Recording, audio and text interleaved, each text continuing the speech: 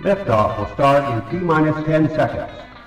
10, 9, 8, 7, 6, 5, 4, 3, 2, 1. We have ignition. It's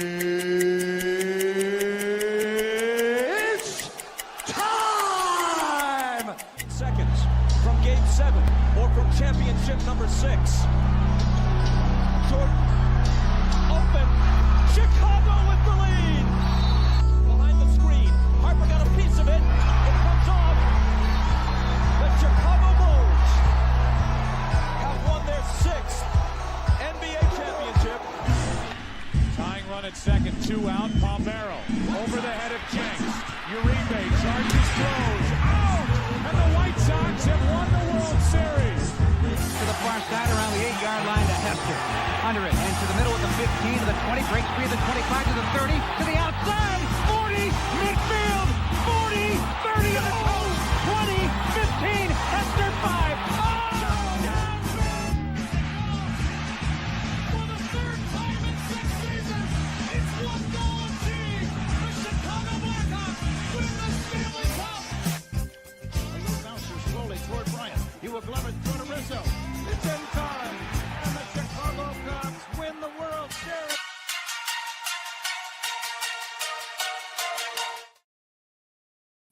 What up, what up, what up? Welcome to ShawnSierraSports on Sports Zone Chicago. I'm your boy, the SuperBack, Shawn Sierra. Thanks for tuning in. If you're watching us on Facebook Live, then I guess you found us on Facebook. And if you're not following us on Facebook, what? Come on, guys. Go to Facebook, type in Sports Zone Chicago, click the like button, and now you're following Sports Zone Chicago. Simple. But wait, there's more. Go to our YouTube page. If you're watching us on our YouTube channel, excellent. And if you're not subscribed to our YouTube channel, for real, come on, go to YouTube, type in Sports Zone Chicago, click the subscribe button, but also click the notification button. That's the little bell next to it, and that'll let you know anytime a show from Sports Zone Chicago is going live. Get it? Good. Now, you can also tweet the show. Tweet us at Sports Zone Shy. That's CHI at Sports Zone Shy. Now, if you want to follow me, just me, personally online, you want to know what I did? Let me tell you what I did. I made it nice and easy for you folks. Nice and easy. One handle. Facebook, Twitter, Instagram, Snapchat, and TikTok. All one handle at the Shawn Sierra. Listen, I got a great show, but I need you to get interactive. So whatever platform you're watching us on, whether it's Facebook or YouTube channel, leave a question or comment on that platform. It'll come up here in a thread. We'll put it up on the screen. We'll incorporate it into the show. And that, my peoples, is what makes this the best morning Chicago sports talk show around. And that's you. So bring them all, baby. Questions, comments, smart-ass remarks, because ain't nobody scared over here. Like The Rock said, baby, don't sing it. Just bring it. Let's check it out, man. The chat is jumping. Levette Lee checking in early. She's like, happy hump day, y'all. Happy hump day, Levette. Thank you for tuning in. My man, Black Diamond. The top of the morning, gang. FGB, Shawn. I got us losing Sunday. They got a full complement of weapons. I don't believe we'll be able to get enough stops. Okay. You in, huh, Black Diamond? Okay. My man, Armando Emeterio. Lara Jr. checking in. He's like, Shawn, what up? What's up, my man? It's the Southside himself. Michelle Walls in the house. What up on a hump day? Bear down, FGB. Excuse me. And everyone else exchanging pleasantries. Listen, I don't know a lot about a lot, but I do know this. More of the usual suspects will chime in as the show goes on. That, my peoples, I can promise you. Listen, we got a great show for you at the bottom of the hour in about 15 minutes. My man, Adam Chalifoux from the Running with the Bulls podcast is going to join us. Talking Bulls, the hot start, the cooling off of this team a little bit. So we're going to talk, was it 3 in a row now they've lost? And they got to get their stuff together. They got to get it together. They're just not I don't know. Not happy with what how they're playing recently, and I'm not happy. Yeah, Bucks, Cavs, Spurs, 3 in a row.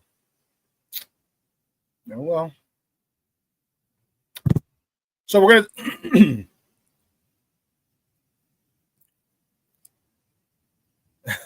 – Black Diamond says, I'll make a bet with you. If we win Sunday, I'll buy a Victory Monday shirt from you. You should buy a Bears Victory Monday shirt anyway, just because. I'm not saying, I'm just saying. I'm saying. Because listen, when you start wearing it, people are like, oh, dude, where'd you get it? That's dope. Where'd you get it? That's dope. Where'd you get it? I'm telling you. But cool. Oh, you mean on the spot?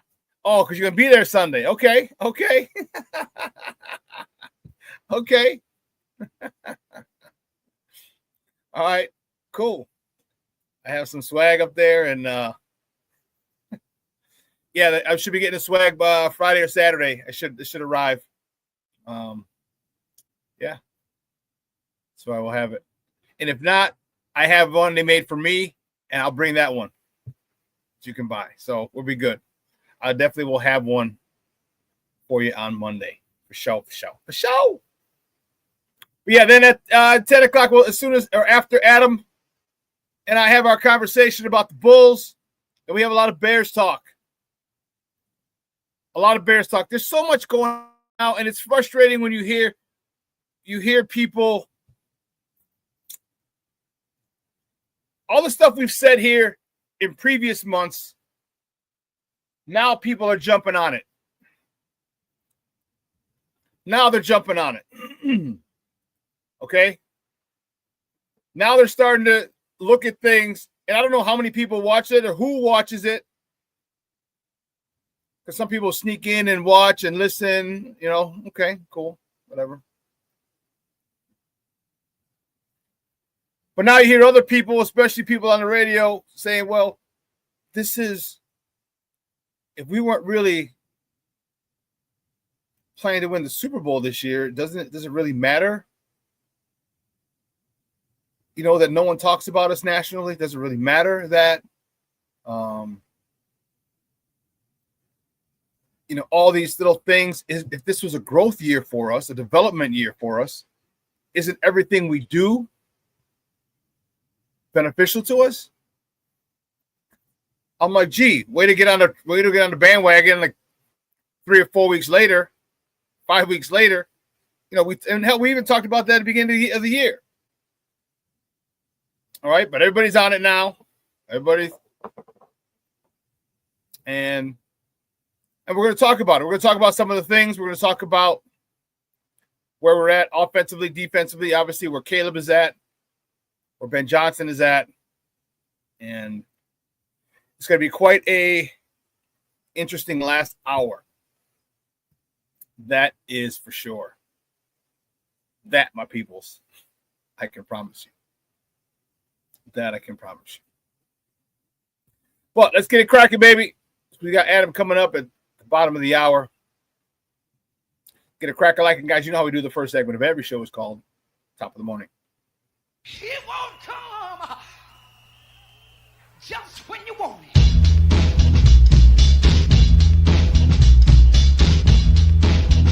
Top of the morning to you. Top of the morning to you. Let's see, which way do we go? Which way do we go? First top of the morning topic. Yeah, we're going to start here. Monday night was a rough one. The Bulls welcome 7'12" Wemby. I know 7'12" is 8 feet. I'm being facetious. They welcome 7'12" Euro superstar or NBA superstar from Europe, the French phenom Victor Wembanyama Wemby, to the United Center. And the Bulls fell to the San Antonio Spurs 121-117. Kevin Huerter led the way for the Bulls with 23 points. Trey Jones, 20 points, 7 rebounds, 7 assists. Southside's very own Ayo Dosunmu, 20 points, 5 assists. And Matas Buzelis, he had 15 and 5 in the losing effort. It came down to the end. The Bulls had a comfortable lead, and they just let San Antonio chip away. They let them chip away. And at the end of the game, the ball was in their superstar's hands, and he hit a shot over Vooch. Gave him a little jab step, had him dancing, and hit the tray over Vooch. But it shouldn't have gotten to that point. And unfortunately, it did. It's staying the next top of the morning topic. Staying with the Bulls. The Bulls tonight, they travel to Motown to face Barry Gordy. I'm sorry, to face the Detroit Pistons. Excuse me. I still can't stand them from the 80s and 90s. I still can't. I'm sorry. Actually, I'm not sorry, but we travel to Motown to face the Pistons. Tip-off tonight is at 6 p.m. Central. You can catch that game on Chicago Sports Network or listen to it on their flagship station, 670 a.m.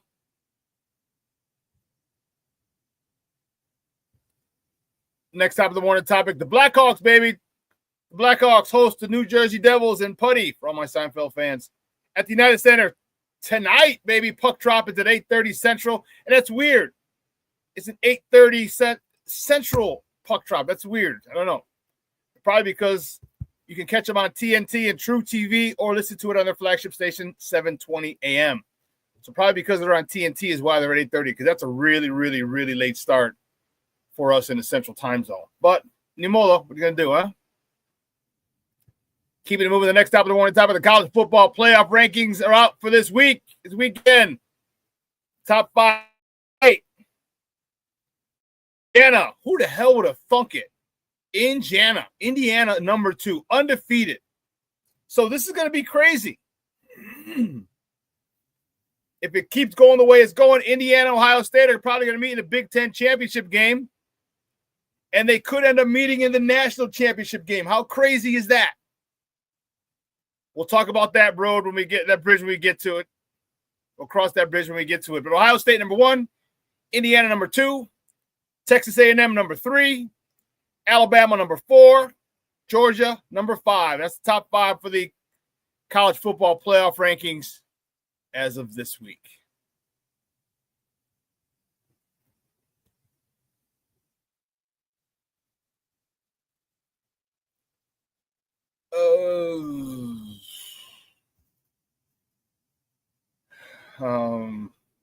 What?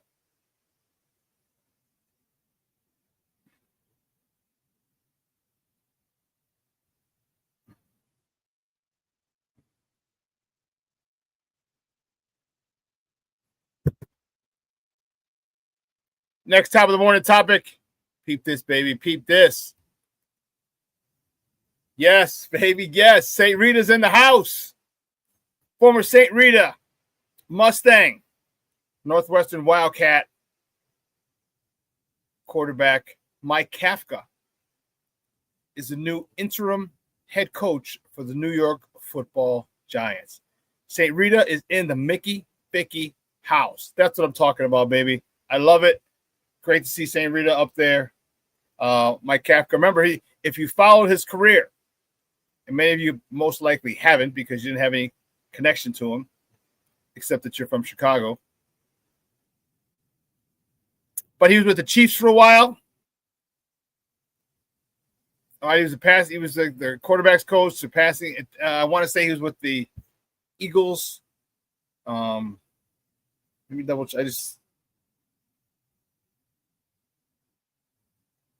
Here we go. Let me just make sure. I didn't want to. Yeah, so he was an offensive quality control coach when he first got in and mentored a rookie quarterback named Patrick Mahomes. He helped Mahomes become an MVP in his first season as a starter and a Super Bowl champion in his second season. Not get it twisted, baby. See? That's what I'm talking about. St. Rita is in the Mickey Vicky house.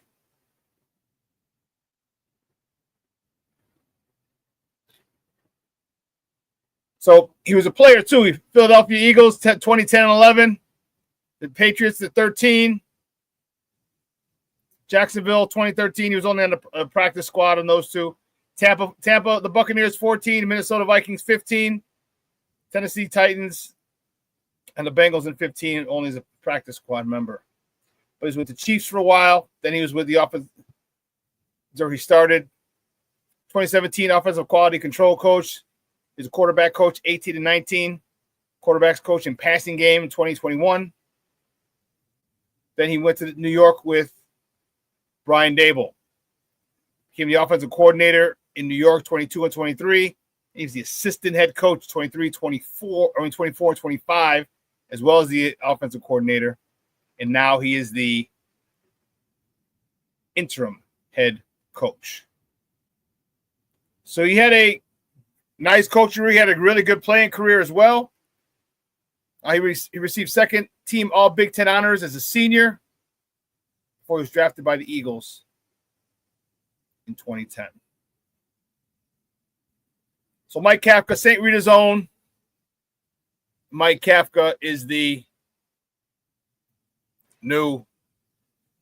interim head coach of the New York Football Giants. Mustangs for life, baby. Mustangs for life.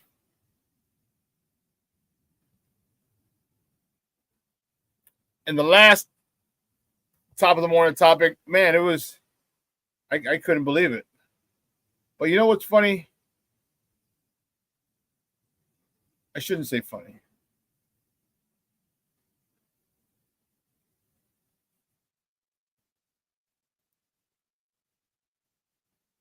What's interesting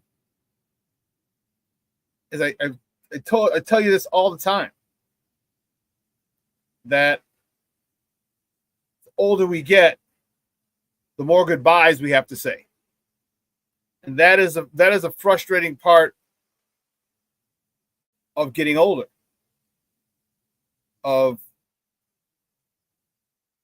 You just more and more goodbyes, and it's tougher because we see more people that we care about, more people that, we've grown up, that have watched us grow and helped us grow and helped us develop,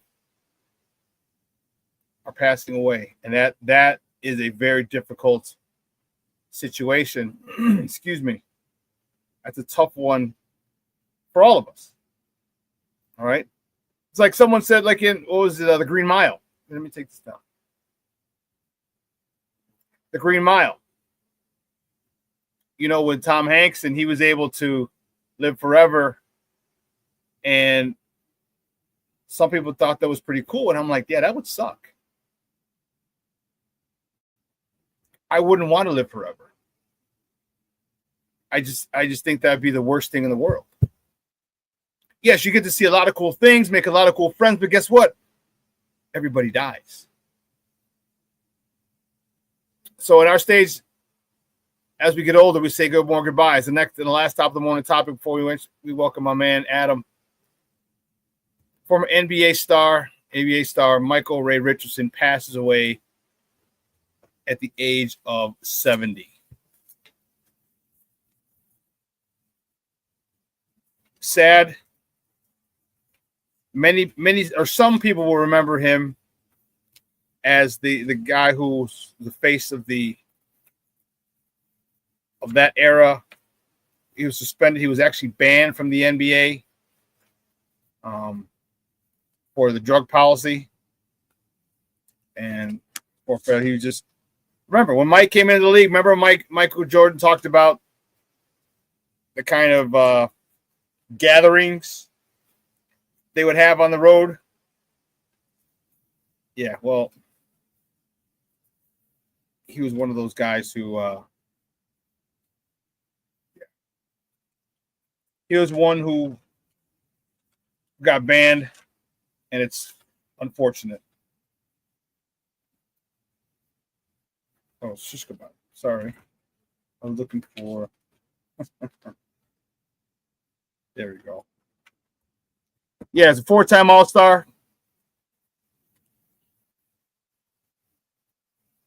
Banned the NBA for violating his drug policy in the 80s. He passed away at 70. He's a 3-time All-Big Sky Conference player at Montana before being selected number 4 overall in the 78 draft, 2 slots ahead of Larry Bird. He played for the Knicks, Warriors, and Nets. In 8 years, he was a 4-time All-Star who led the league in steals 3 times. And in 86, he was banned in 86 after violating the drug policy for cocaine use. Played in the CBA and finished his career in Europe.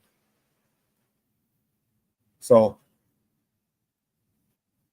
our condolences go out to Michael Ray Richardson and his family.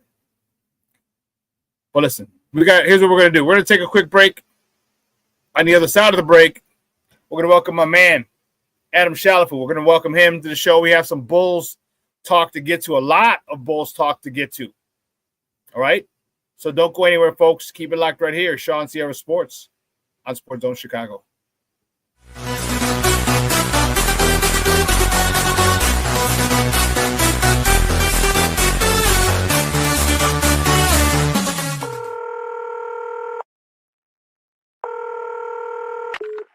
Operator 901, where's the emergency? 127 Brynmere. Okay, what's going on there? I'd like to order a pizza for delivery. Ma'am, you've reached 911. This is an emergency line. Large with half pepperoni, half mushroom. You know you've called 911. This is an emergency Do you line. know how long it'll be? Okay, ma'am, is everything okay over there? Do you have an emergency or not? Yes. And you're unable to talk because... Right. Okay, is there someone in the room with you? Just say yes or no. Yes. Okay, it looks like I have an officer about a mile from your location. Are there any weapons in your house? No. Can you stay on the phone with me? No. See you soon. Thank you.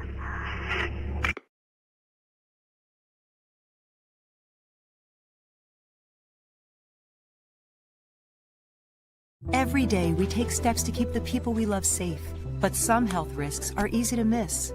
Ticks hiding in the yard can spread germs, like the ones that cause Lyme disease. Mice searching for food can spread bacteria that makes us sick. Mosquitoes lay eggs in standing water and can spread West Nile virus and more. Cockroaches are drawn to water in the home, leaving behind allergens that can trigger asthma attacks. Common pests can threaten our health. Learn how to protect your family at pestworld.org. When I'm flying, I put my helmet on, my visor down, my mask up. You don't know who I am. Whether I'm African American, Asian American, Hispanic, white, male or female. You just know I'm an American airman kicking your butt.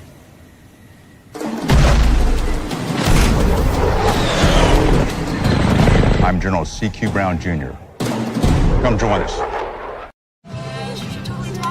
No, I don't know though. I'm scared. I mean, you're so...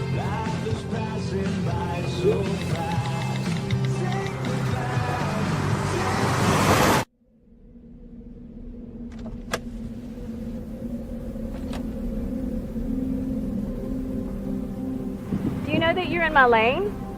No, not at all. Are you not paying attention? Are you texting? I was just checking in with my mom. I was telling her that I thought we'd be home by 6. It's okay. There's enough time.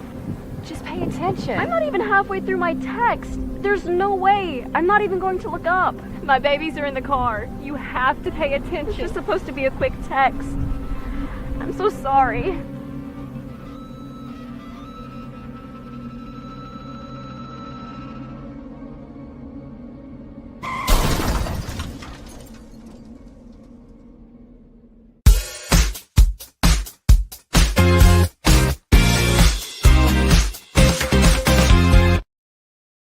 Bulls are on the move again. Well, you can see that the Spurs want to play at a fast pace. Bozelis with a little mini Euro step and the scoop to the basket. You got to be ready to shoot if you're Trey Jones. And it goes up top to Vooch. Herter with the cut and the layup. That's where the Bulls are. Early on when they were winning games, this is where they've been really good at.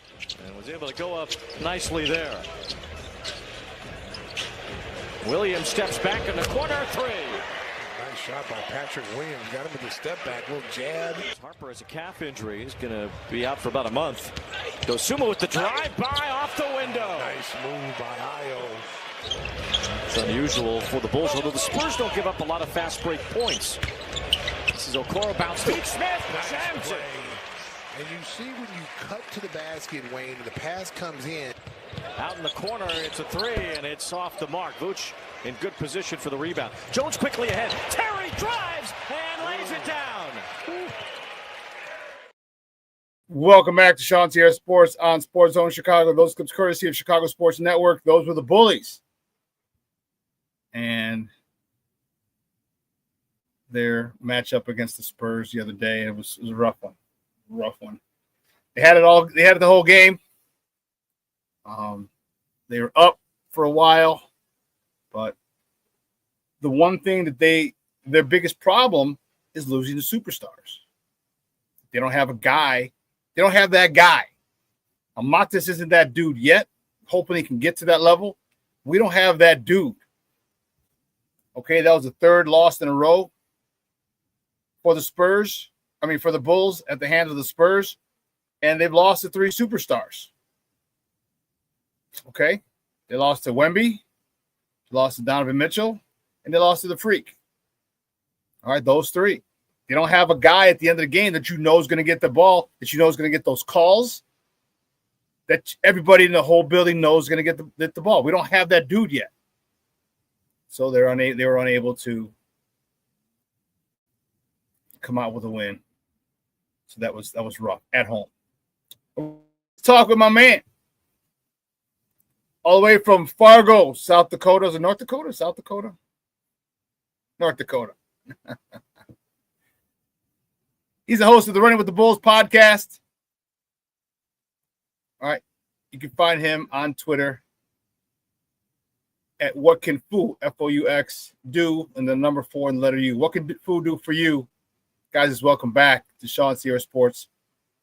After a long hiatus, my man Adam Chalifoux. Adam, what's up, Papa? How are you?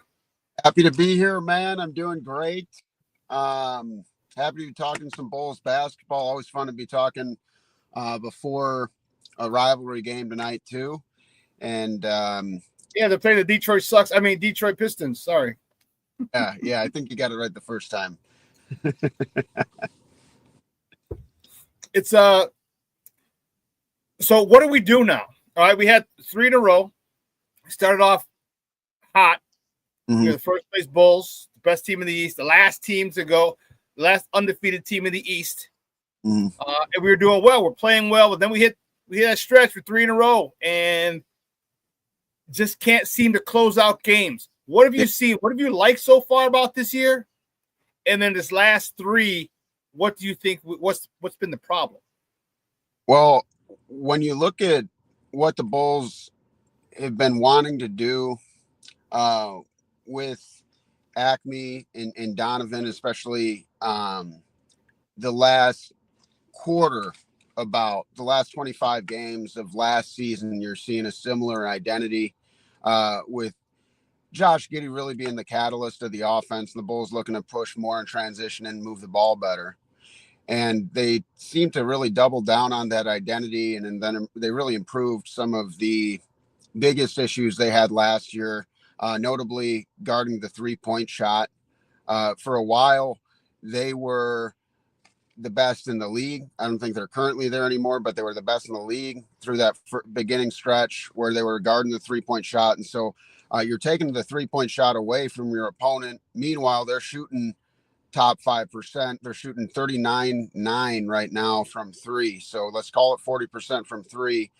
And so it's kind of a simple formula. When you're making your threes and you're making it hard for your opponent to make threes, you're going to be able to score more points, which is usually going to, win you the game. So kind of a simple recipe for success there.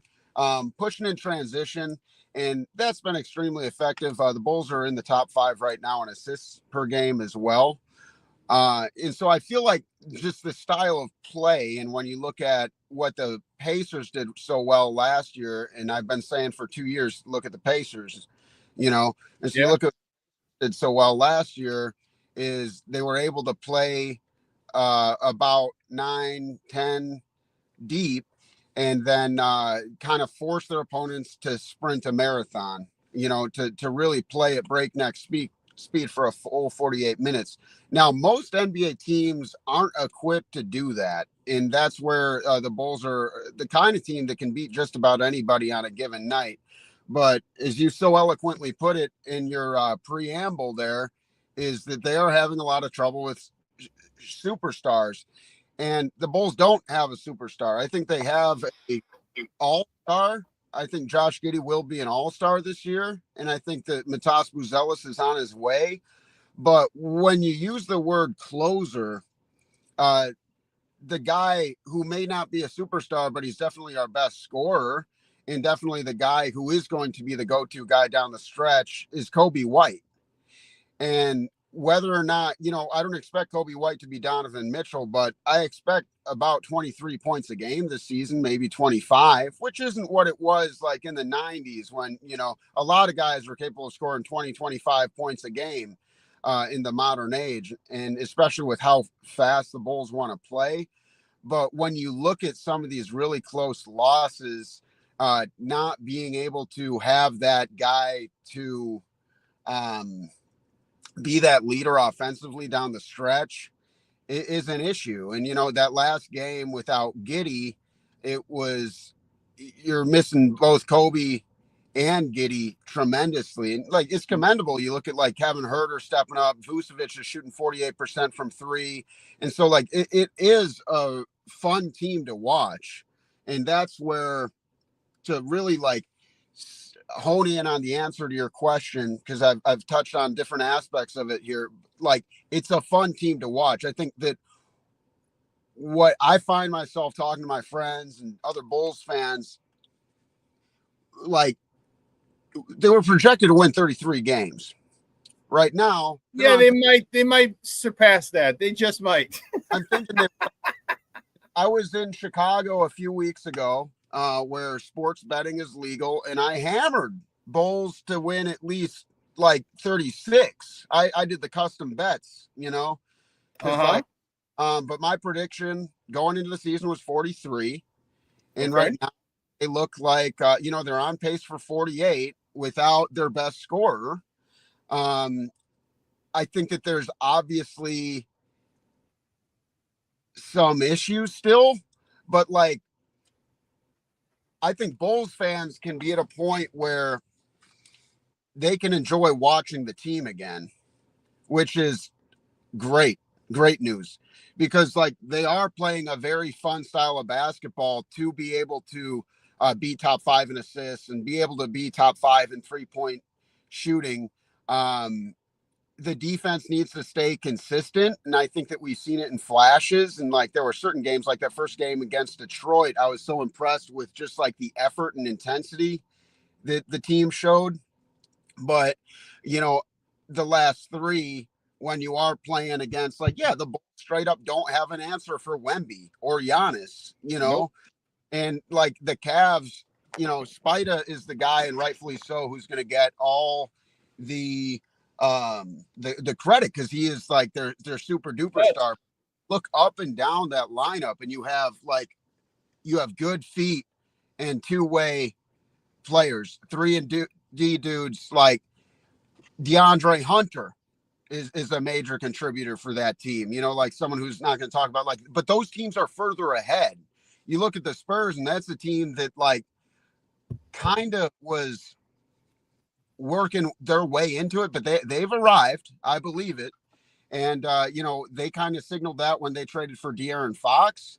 That's a team that is going to be a problem for the next 15 years, unfortunately, for the whole league, not just the Chicago Bulls, because Vooch is still slow and the team is still flawed. And once you got Zach Collins back, just having somebody like that who's going to be a better defender and even might knock somebody on his ass, frankly, is going to help.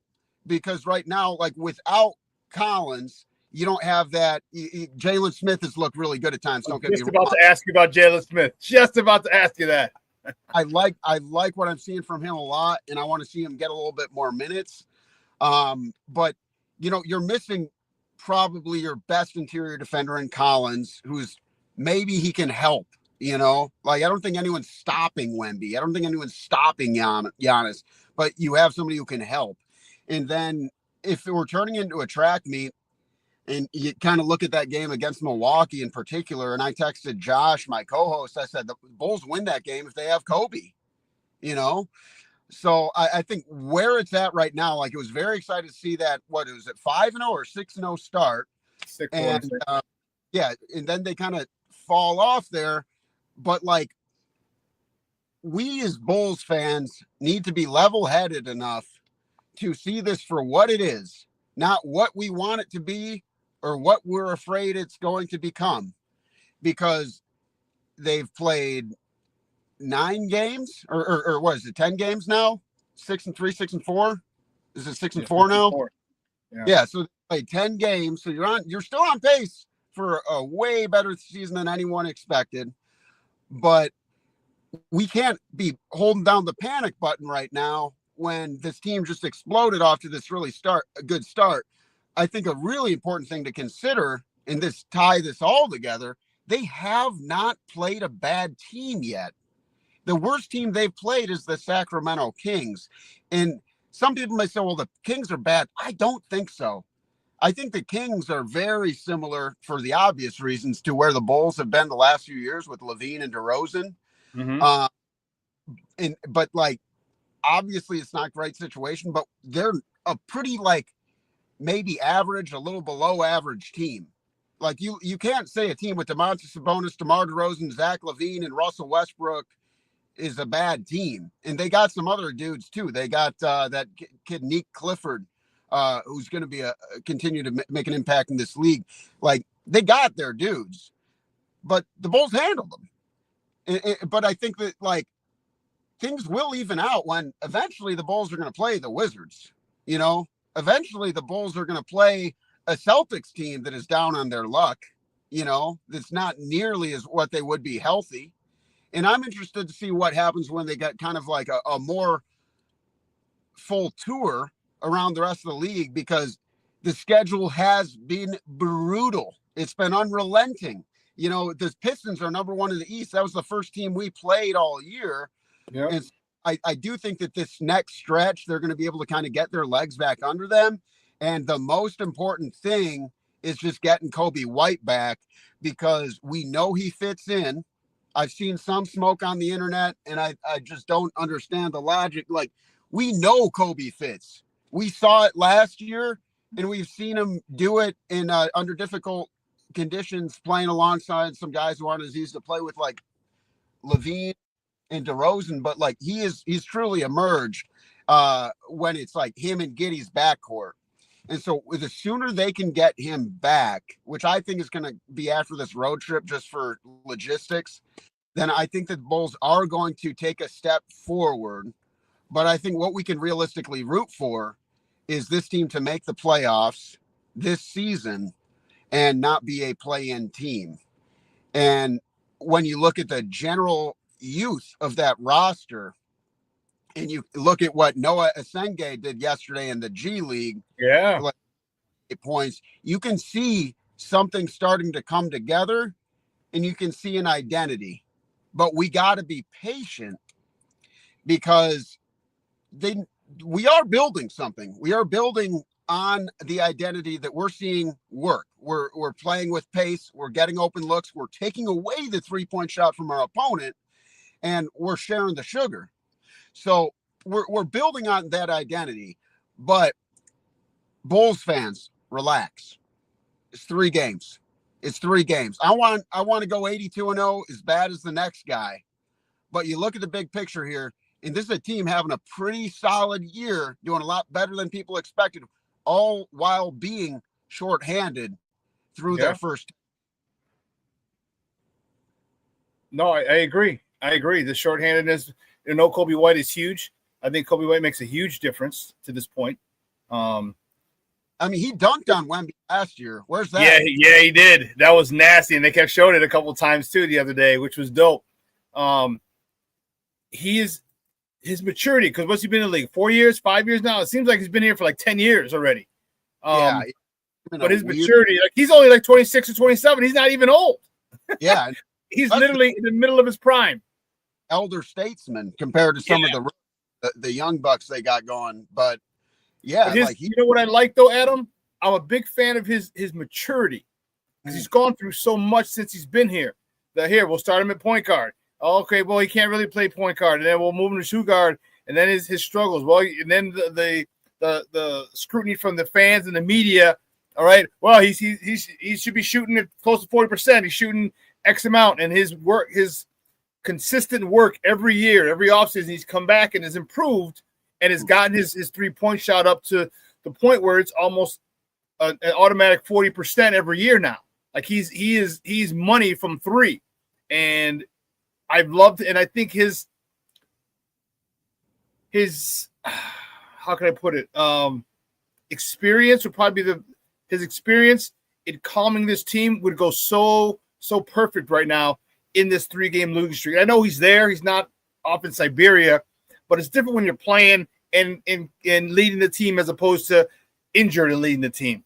I just think him being there still helps, but I just think if he was playing, his calming presence as a veteran, he'd be like, hey, let's chill, relax, it happens. All right, we just won 5 in a row, and we just lost 3 in a row. It's okay. All right, we still got 70-something games left. We're good, and that's the important thing. And you said you're preaching, you're preaching the truth. Be patient. All right, just be patient. We're gonna have some ups and downs, just like the team on the lakefront. You're gonna have some ups and downs. We didn't expect the Bulls to be NBA champions this year. Okay, we expected them to grow. We expected them to develop. We expected them to become more of a team, and that's what they're doing. And guess what? They're good. Teams that are talented like that, groups that are talented like that are forming an identity, trying to be a team. They're gonna go through streaks. They're gonna go through hot streaks. They're gonna go through cold streaks. You just got to stay the course until they get to a point where they have their own. They've established their identity. They haven't done that yet. Once they do that, they haven't done it because they've been injured. Once Kobe back, he's part of that identity. And once they do get there, holy cow, man, this team they're going to be a problem for a lot of people. And I like what you said. I didn't think about that. But, yeah, Kobe's probably our best closer because he'll pull up from 25, 30. He don't care with the game on the line. When you consider, the gravity that he has, what he does to the defense, because you got to get up on him from about 35 feet.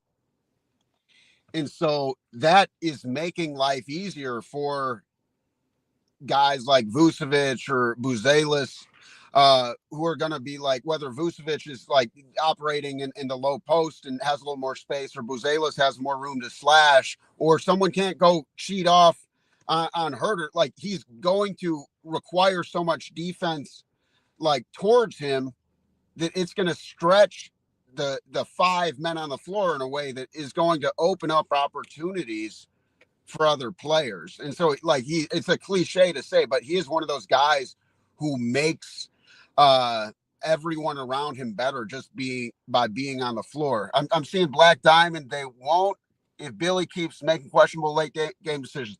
Hey, I'm going to defend Billy because I think he's having a coach of the year type year.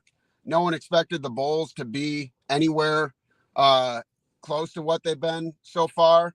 I think that it's easy. We can all play armchair quarterback, and say hey, I would have done it this way. I would have done this way. No offense, Black Diamond, but you're not in the Naismith Basketball Hall of Fame as a coach. So I'm trusting Billy over you. I think that Billy has done a tremendous job taking a team that struggled so badly on the defensive end. And yeah, they had some little help in there to flip Lonzo Ball for Isaac Okoro. And that's an even trade, but the Bulls needed an Okoro more than they needed Alonzo, especially with how good Trey Jones has been. But the Bulls, I think, been very well coached when you look at the ball movement, the improvements on the defense, and establishing, you use that word identity. I think that they're establishing a style because no one's really seen what this team looks like full strength quite yet. But I love what Billy's doing. I give him all the credit in the world because you look at how to win basketball games, and there's a reason no one saw the Pacers coming.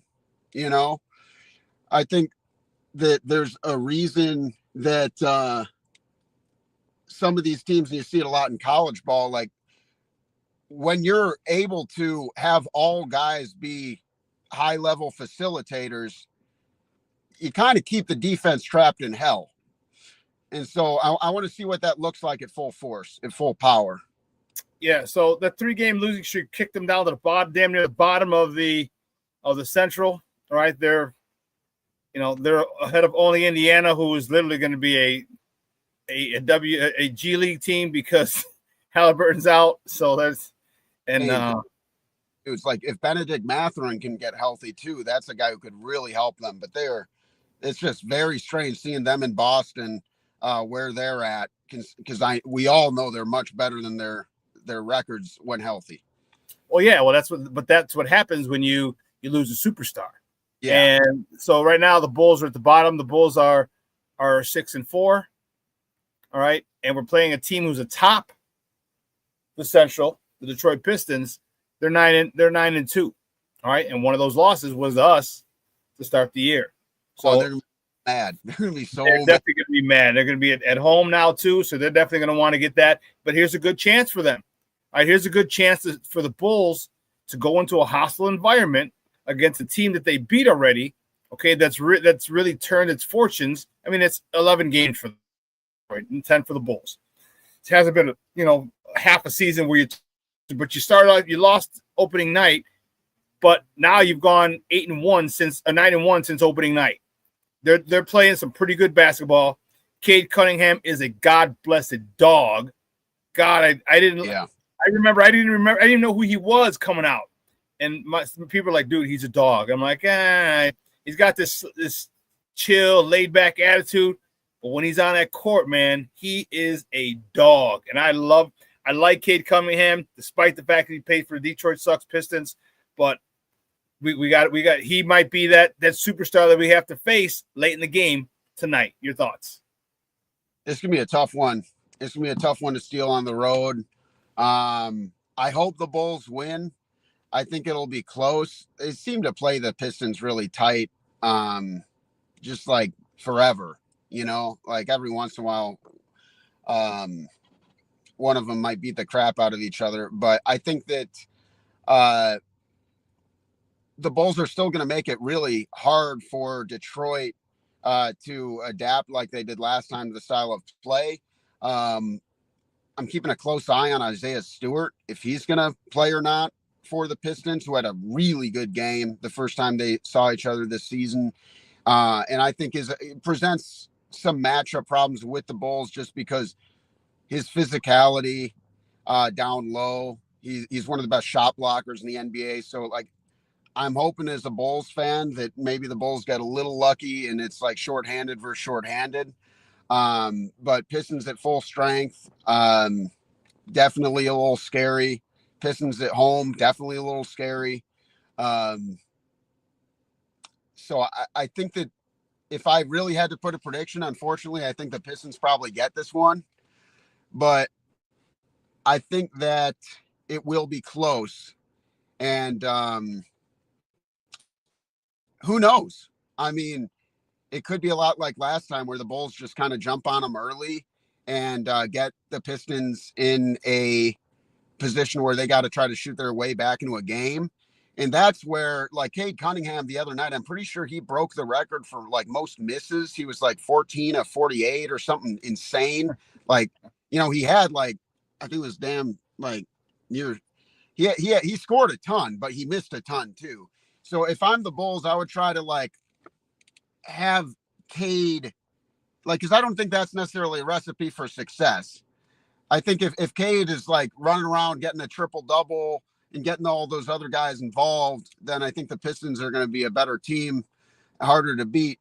But if the Bulls can, all right, Cade, go shoot 60 times, then I just don't think that's like winning basketball. One thing the Bulls have been doing very well, which I think will continue to be important, especially against a team like Detroit. This is one of the things where the Bulls were able to get a huge edge against the Knicks, is you look at the shot clock, and I know I've been talking pace, run and gun. Yeah.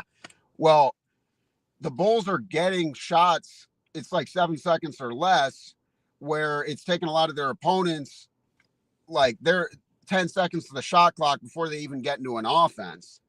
And so the Pistons are going to want to take their threes. And if the Bulls can like get off on some of those misses and, kind of beat them back down the floor, they'll be able to make up for, let's call it, a lack of skill when it comes down to, like, the Pistons are better than the Bulls. They have a better team. They're further along.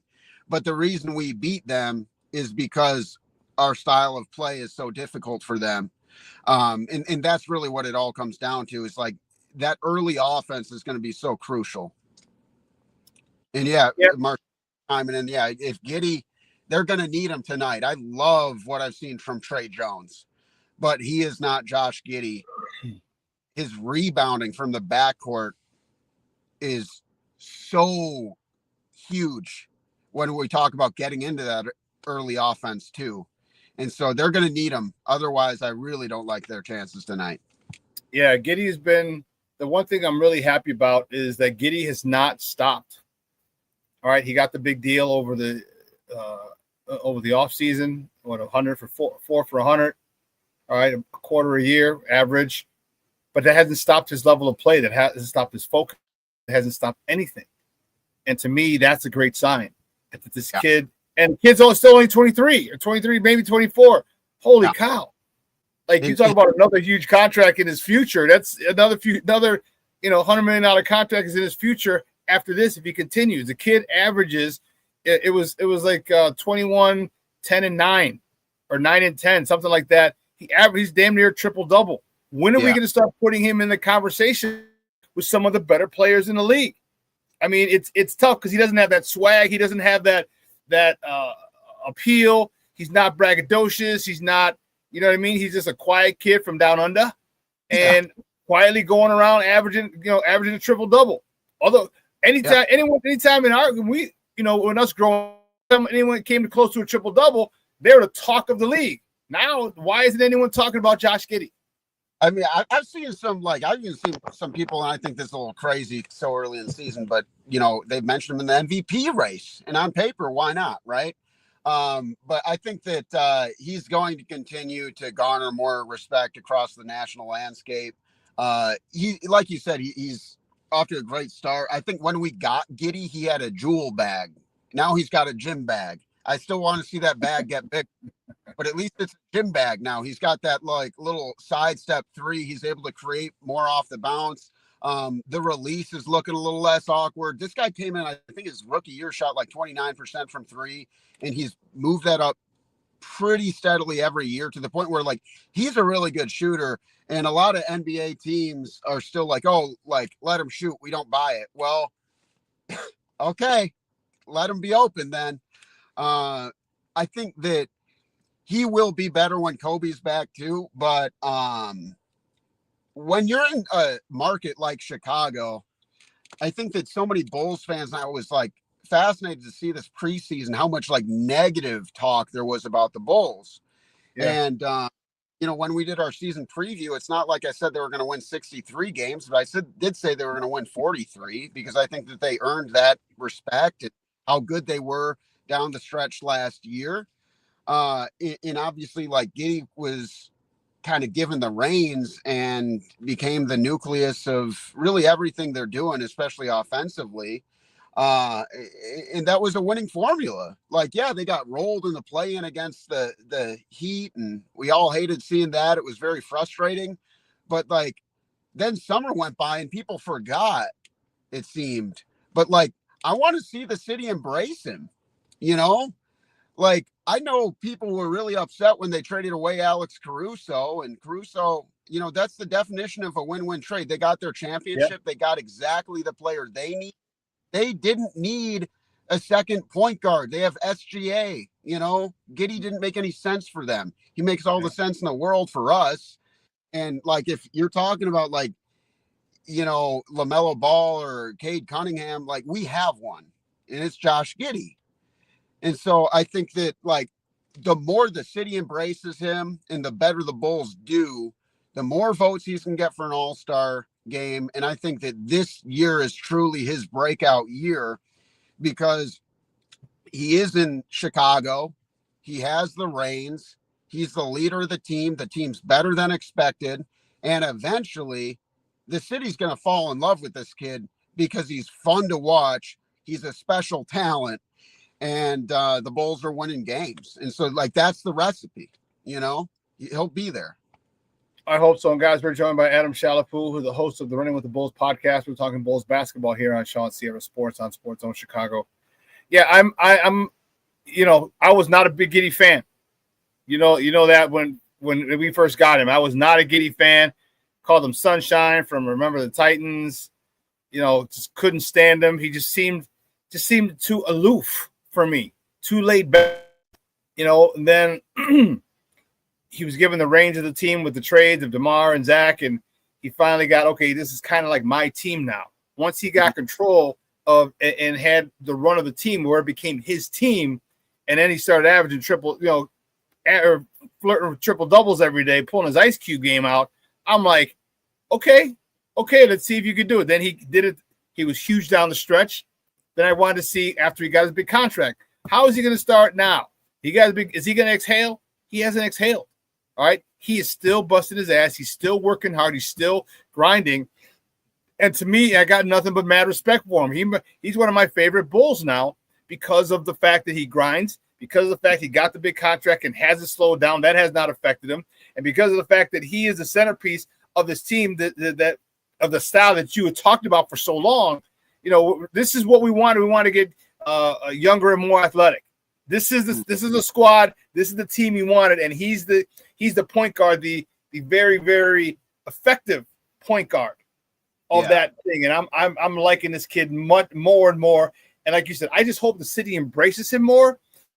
He's just kind of boring, which is not a bad thing. But when you're trying to market someone and trying to get a fan base behind you, it's a little more difficult because he's not a superstar. You can get superstars that are quiet. It's fine. But he's not a superstar yet. I just want him to get – I really want to get him to get some love from the city because I think it'll ingratiate him more and make him play better, if you can believe that or not.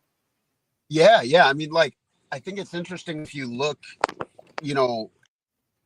at games played especially, right? But you look at the stats for a guy like Josh Giddey and LaMelo Ball, and give me Josh Giddey. It's not close. LaMelo, he's got the bigger brand. He's more famous. He might be more exciting to watch. Giddey misses a hell of a lot less games, and the stats are pretty damn comparable. And, like you said, sometimes it might be boring, but I think with the pace makes it very exciting. But no, he's not your typical Chicago sports superstar by any stretch. So it's going to be, and you know what? I'll go there. I think that people, the whole weird Snapchat thing in Oklahoma City his last year, that turned off a lot of people. I'm not going to get into the murky waters on that, but I am going to say that the kid was 21. In some states 17 is legal, and in the country he's from, but people really turned on him, and then they're like, oh, he's a creep. It doesn't really seem that way. The family said F off, to the league's investigation. And, you got a lot of I think it's important to, I guess acknowledge stuff like that. But if you look at the grand scheme of things, people have done a lot worse, in the NBA and been forgiven a lot quicker. Kobe Bryant was under much more serious allegations, and that guy's treated like a god. And so I think that I understand didn't want to get into they were like, oh, this guy's a weirdo. Kid was 21 years old. And the one thing you said is that people don't understand, or they just fail to acknowledge that when you come from a different culture, just because you're in a new spot, your core value or your values or your reflexes that you're still brought up and you're still living kind of on your old culture. If you you know what I mean, if you can holler at a 17-year-old girl back in your country, that's not going to change all of a sudden because you came to America. Because there's no sign when you get to America that says, hey, you're from Australia, you can't holler at 16 and 17-year-old girls. You know what I mean? When it over there, it's okay. So, and I do think that hurt him. I do think it made him look weird. But I think he's done a good job with his play on the court and kind of staying away. There's really not a lot of we haven't heard any off-court issues. You know what I mean? Ever heard about him. And like, he was a kid. He definitely made a mistake. But I think that, like, when you look at the mistakes that you could make, I mean, like, look at Rashee Rice and the hit and run. You know what I mean? Yeah.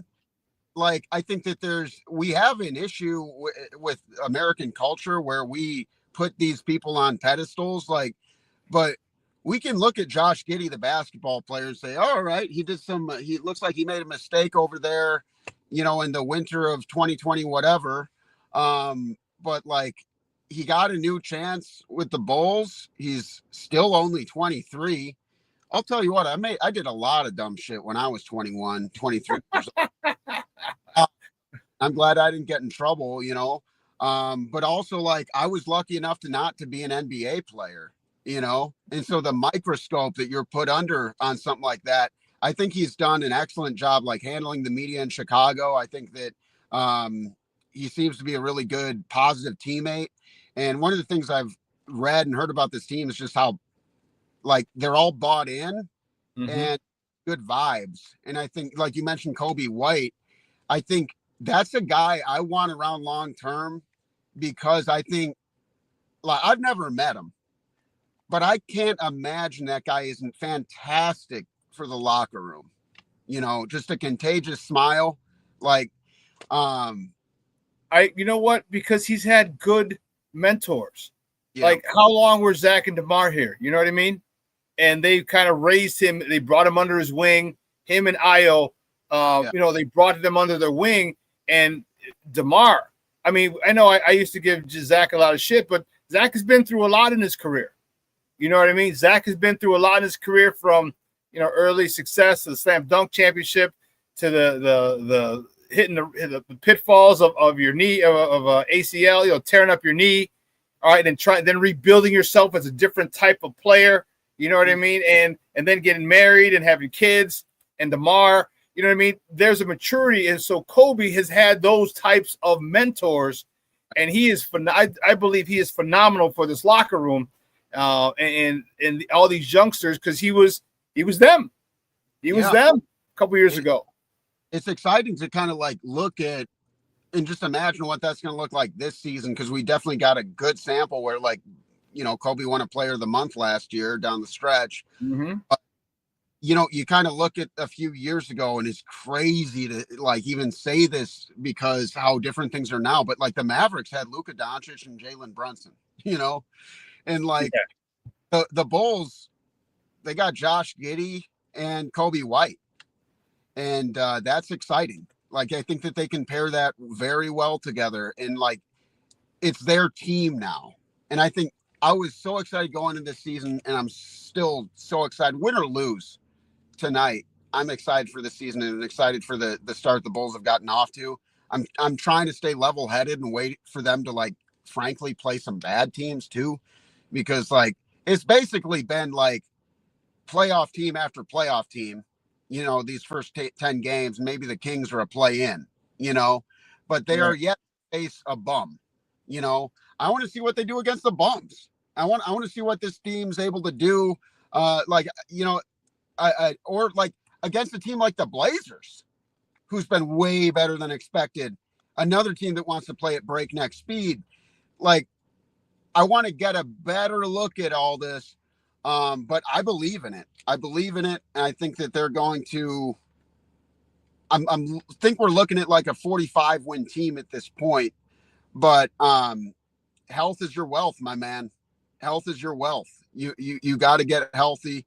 And, it's going to be very interesting to kind of look, even a few months down the road, and the Bulls are going to have some decisions to make, like with Vucevic, who's fitting in phenomenally. It is not a big deal. This is a guy people wanted traded not long ago at all. Josh and I plan to record after tonight's game. Original plan was Sunday, but I digress. You know, we looked at the team schedule. We're going to record tonight after the 6 p.m. tip-off, nice and early game. And, you know, these are some of the topics that are going to come up because Josh took a 180. You know, he was, how did the Bulls not trade Vucevic last year's deadline? Yep. And now, saying, sign him again, you know? Oh, I don't know about that, but I can say this. I like the Vooch that we have. I like this version of him. But I'm not all for signing him. I mean, he's found a fountain of youth, and I think it's all the youth, the energy that they bring. The winning obviously helps. He's so much better without DeRozan and Levine because he's able to like be the style of player he was in Orlando. Yeah. Which is a big man who does some passing, you know, and like he's really good passing. Yeah, he's a really good passer. Yeah. But yeah, I'm kind of, I want to hear what Josh has to say about that. And I called him on it, man. I was like, okay, well, you said you were like begging for this guy to get traded. So explain yourself. And he's like, well, wouldn't you? And I'm like, that's not what I said. I said, explain yourself. I'm not saying explaining to do because you can't just go 180 and not expect me to question you on it. And so I think that like, he's a very fun solution. I don't know how long-term. I would bring him back for the right value. And I think that's what it all comes down to. But I think long-term, the Bulls are going to need somebody who's a little bit more fleet of foot. I wonder if that's going to be Jalen Smith or it's going to be somebody I haven't even like thought of yet or somebody I might not even know about yet. But I do think that eventually they're going to need someone who does all the things Vucevic does well with better defense and a little quicker feet. Yeah. Well, your thoughts on Zach Collins then? I mean, so Collins, I'm a big fan. He gets into foul trouble though, and he's not a great 3-point shooter. And not the passer Vooch is. No. He's you think it's going to take two guys to fill Vooch's role like a Zach? Because Jalen Smith will pop out and hit the three. Jalen Smith isn't a bad passer. If they move here, I could see that. But I think that like down the road, they'll need somebody who can who's just a little bit more versatile. I don't expect them to go get like Domantas Sabonis, but like he's a good example, right? Because he can basically a better version of Vooch, right? A much better version. Better, younger version of Vooch, yes. Or between like Vooch and Jokic, you know what I mean? He's kind of like that middle ground. But even like, and I'm not saying they're going to get any of these guys. I'm just naming like guys who would fit. Okay. But like Alperen Şengün, you know, like you're starting to see more of these like centers that can do some passing and like hit the three. And the Bulls are going to need someone who can do stuff like that. But yeah, Vooch has some, like Wemby ate his lunch and we knew that was going to happen. And Wemby eats most people's lunch. That's what he. So I don't like totally blame Vooch on that, but like, yeah, if I think that like when you really look at the 4 years from now, Vooch might be retired. Kobe, Giddey, like Matas, even maybe Asenge could be like guys who are in or approaching their prime. And those are four pretty good guys. Maybe your starting lineup. And I'm interested to see like, because I'm starting to see the long-term pieces fall into place. I don't think Vooch, for the obvious reasons with his age, is a long-term solution at center. But I'm interested to see what that looks like and how the Bulls kind of handle that situation, because I think they know what kind of player they want and what kind of player they're going to need to play the way that they have been doing pretty well with so far this year. But I don't think he's quite on the team yet. I'm interested to see what Collins does, though. I really like his game, and I think that they're going to need him as a rim protector.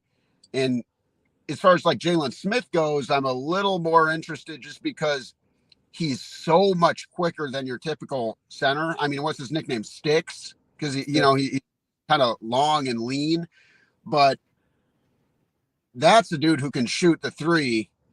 That's a dude who's like, I just want to see him in more minutes, because I wouldn't be like, let's say the Bulls are in a situation where, like, they could still be a pretty competitive team down the stretch, but like Boston or someone who calls about Vooch, who's like, hey, if we have a center, we can actually like have a okay little playoff run here. You know, someone who's like a Vooch away, like the Bulls would be able to hold down the fort, I think, pretty well with Jalen Smith, but I just need to see a bigger sample size before I can say that with my chest out. Okay. Cool. Adam, great stuff, buddy. I appreciate it. Do me a favor, though, before you go, let everybody know where they can find you and your work online. Thank you for having me on. Let's do it again real soon. Running with the Bulls podcast. We're on YouTube. We're on Spotify, Apple, wherever you listen. What can Foo do for you? That's F-O-U-X. It's on the screen. Y'all can see that. What can F-O-U-X-D-O for you? What can I do for you? I can tell you all my Bulls takes and a few dad jokes here. So I appreciate y'all. Hey, great stuff, man. We'll be in touch soon. You stay warm up there. What's the weather like up there?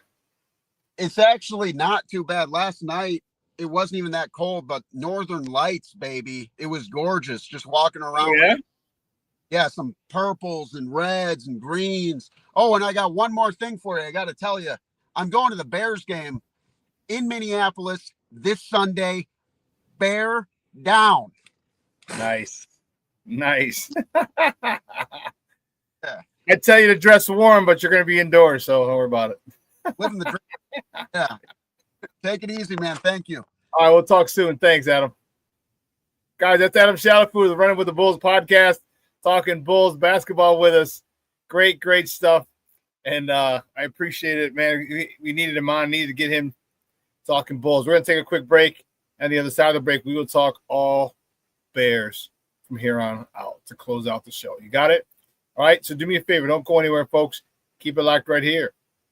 Shawn Sierra Sports on Sports Zone Chicago. Hey, it's your boy, the SuperBack, Shawn Sierra, and be sure to follow Sports Zone Chicago on all social media platforms, on Facebook, Instagram, and our Roku channel. You can find us at Sports Zone Chicago, and on Twitter, we are at Sports Zone Shy. Also, be sure to download our mobile app so you can take Sports Zone Chicago with you on the go.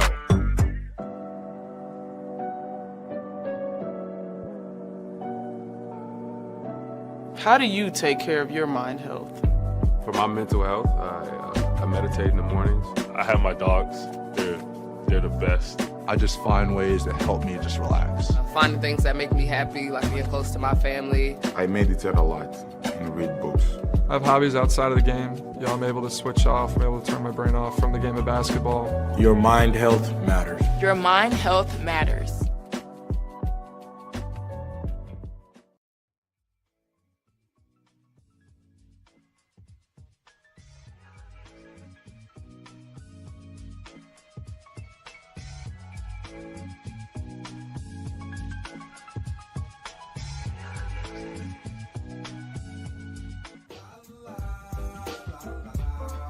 It's a romance sport. What? It's a romance sport like that. Your Marine Corps' way of life is to defend the American way of life.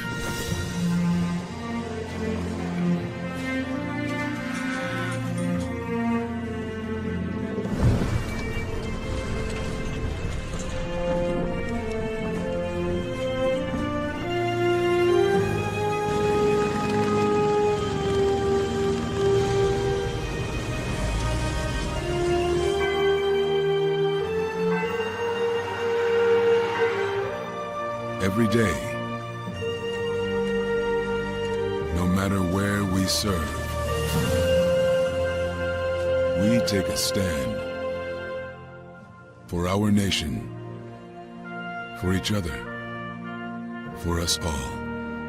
The few, the proud, the Marines.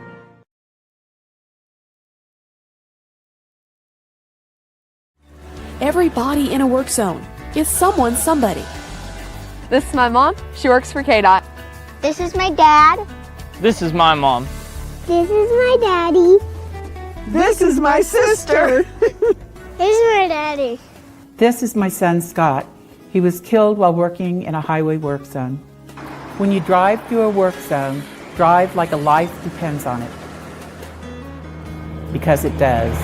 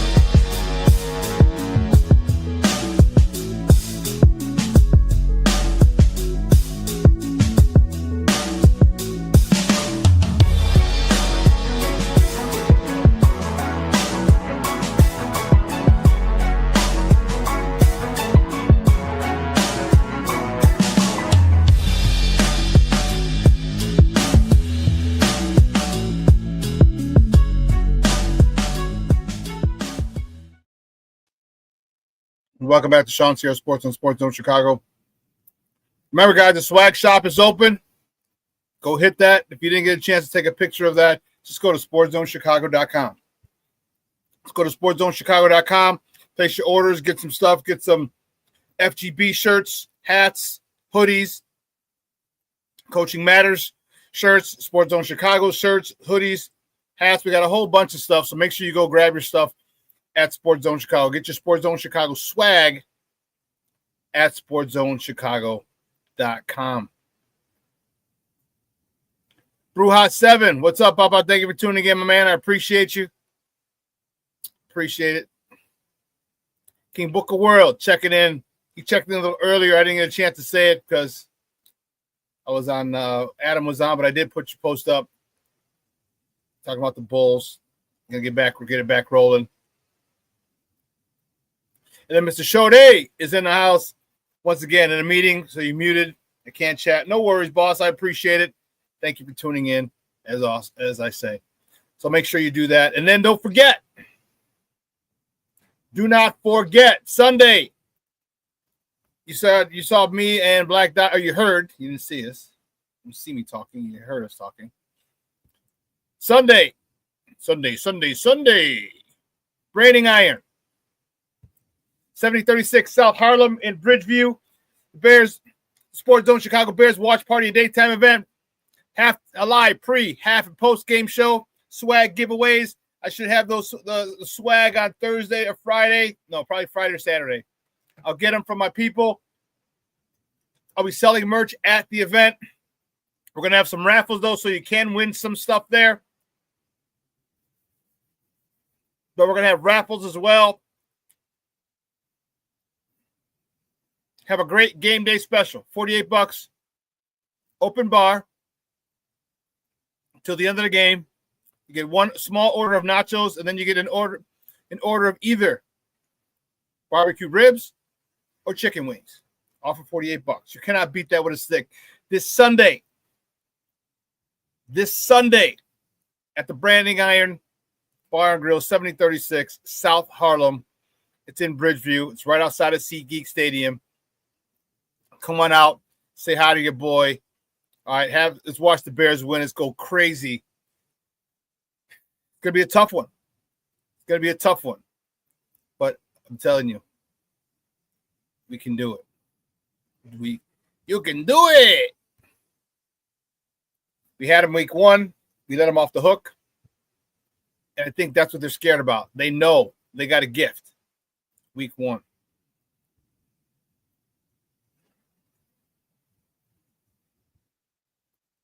Junior, you're right. So, Shorties, Bears Country Podcast tomorrow, 8 o'clock Central. Make sure you tune in. Listen to my man, Tino, Mr. Shorty, as he's called in Bears world. So make sure you tune in tomorrow, 8 o'clock Central on YouTube. Let's see. He said it. And Shawn, hopefully, Black Diamond says, hopefully you do a watch party for that second game against the team up north. Yeah, I'll be doing a couple more watch parties there. And I might have I might have 4, maybe 5 more watch parties. I know I'm going to do a couple more there. Also, one of my guy at a local cantina wants me to do one over there. So come on out, man. If you miss one, there's going to be more around. All right. There's going to be definitely going to be more watch parties. Come out, buy your swag. You're going to get your swag. You got to get it for Black Friday. Yeah.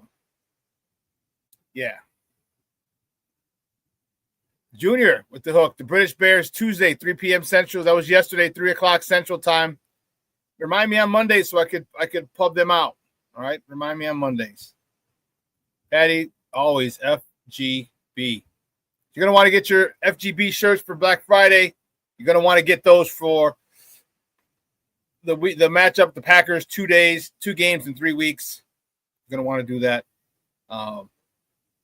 Yeah. So I'm fired up about it. I'm excited about it.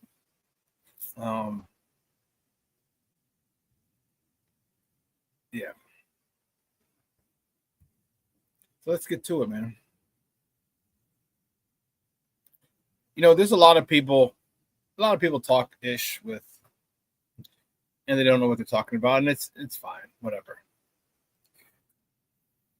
The one thing that I want to. Okay.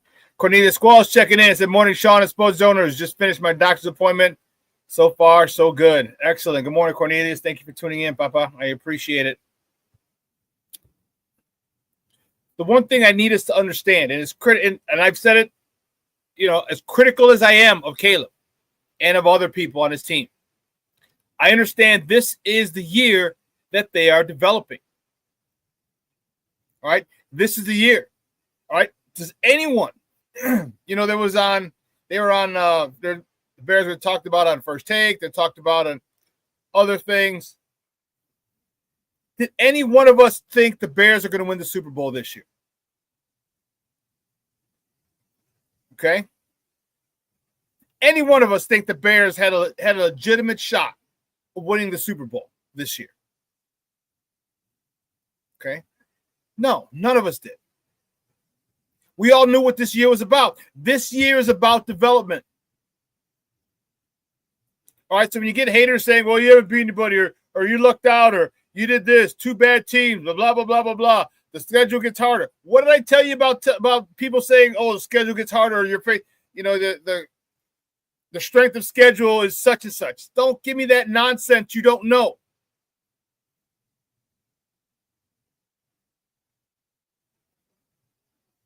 Okay?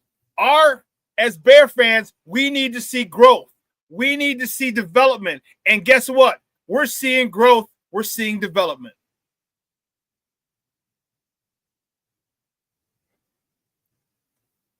Okay? We saw last year Caleb has the propensity to bring us back, drive us down the field to score late, to tie or go ahead for the win. We've seen it. This year he has more talent. This year he has more time. This year we're seeing him doing it. And as much as he's still coming off platform and playing off platform, there's a lot more time that he's playing in structure. Case in point, against the Cincinnati Bengals. Case in point, Cincinnati Bengals. The throw to Colston Loveland was from the pocket. That was a rifle. That was a missile. Colston Loveland is a little behind him. Got hit, was able to keep his feet and outrun the DBs. So when we're talking about growth, this is what we're talking about. Can Caleb play in structure? And you can tell he's getting more and more comfortable playing in structure.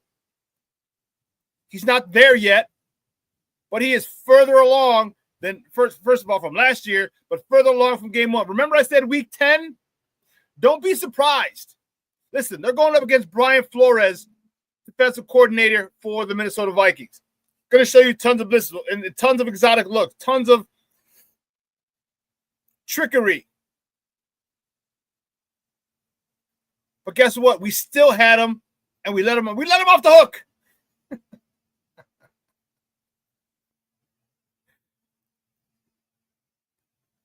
Now would be a good game, a good time for Caleb to say, okay, I see what you're doing, Brian Flores. I got you. Now I can make you pay for the decisions that you make, for the pressure, for the gambles that you take. I can make you pay. Because let me tell you something. If he makes Brian Flores pay on the gambles, they are big time. We're looking at a lot of points. We're looking at touchdowns. We're looking at explosive plays, 20 plus or more, because they play so much man. You mean to tell me getting Luther Burden, hitting him in stride is not going to produce 20 yards or more? You're lying to yourself. DJ Moore, Rome Odunze, if he catches the ball, because he's been having the drops lately.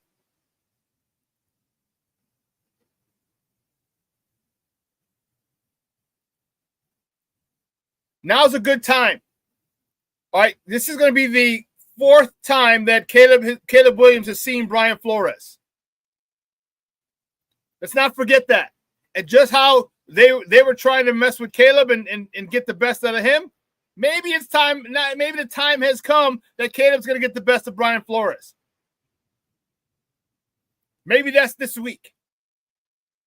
But the number one thing is we got to stop the run game, and I think that's where they're going to attack us. We have to establish our run game. This is not rocket science. And I know you got Jordan Addison. I know you got Justin Jefferson. I know you got who's the tight end, Hocklenberg. You got Aaron Jones. Okay, guess what?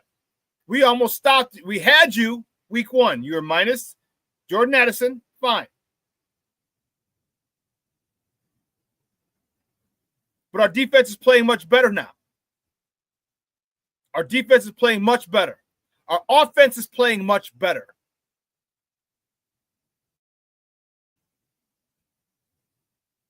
Our offense is playing much better. So now we can go in and we can get involved in a shootout. I'm comfortable with that. I'm comfortable with where we're at. Junior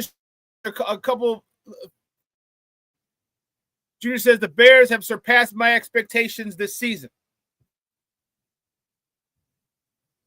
The season's half over. Even if they go 4-4 in these last 8 games, that's 10-7. That's most likely a playoff spot.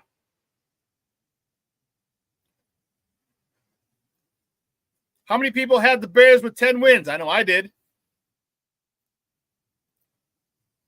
But not a lot of people did. Not a lot.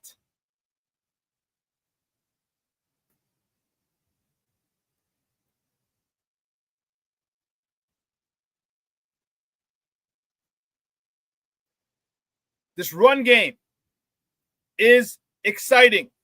And this is how they're going to have to handle this. This is the way they need to handle this now, because Caleb still isn't that dude yet. And I'm okay with it. I'm more than okay with it, because he's going to be that dude next year. He is well on his way to being that dude. Well on his way.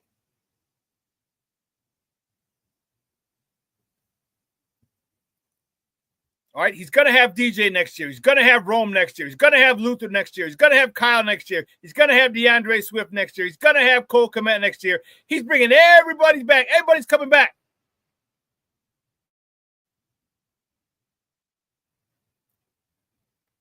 Only question is Darnell Wright. You got your left tackle and Theo. You might get a new one. You got Tunney. You got Dahlman. You got Jonah Jackson. And then we figure out what happens with Darnell Wright. figure out what happens with him at the end of the year. But the majority of this offense is coming back. And so remember I said, your feet here. Be where your feet are at. Right now we're in 2025. Enjoy this. Remember I said enjoy the ups, enjoy the downs. Doesn't mean we can't critique the ups and downs, but enjoy it because I am enjoying the hell out of this.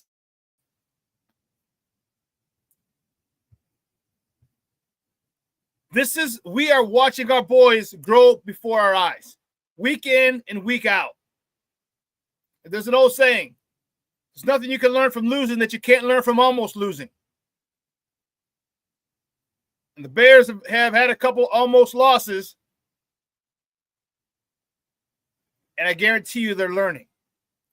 But the most important thing was the development of everybody, of course, but the most important person to develop we needed was Caleb. And you're starting to see him more and more. And I'll tell you what he's doing is gut-wrenching and soul-stealing for defenses. Because when you have – he had 0 sacks. He was sacked 0 times last week. And how many times was he wrapped up? 4, 6?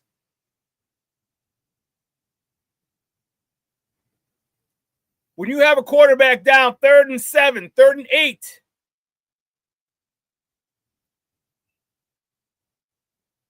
you have him wrapped up in the backfield for a sack, and he eludes it, he escapes it, runs for the first down.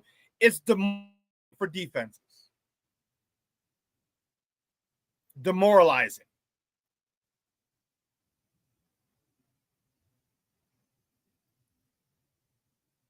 So what he's doing on so many levels to help this offense to take the moxie, take the gusto out of the defense is amazing. Now he's still throwing 100-mile-an-hour fastballs, but not all the time now. Now you start to see him layer passes. He puts a little touch over. He's got a little humpback line drive to get it over the jumping linebacker in front of the safety to his receiver. We're seeing him do that more. His touch is getting better. We asked for improvement. We're seeing improvement. The wins are just gravy. The fact that we're winning is wonderful. Because we haven't had a complete game yet. Offense, defense, special teams. Defense is playing well. Special teams needs work.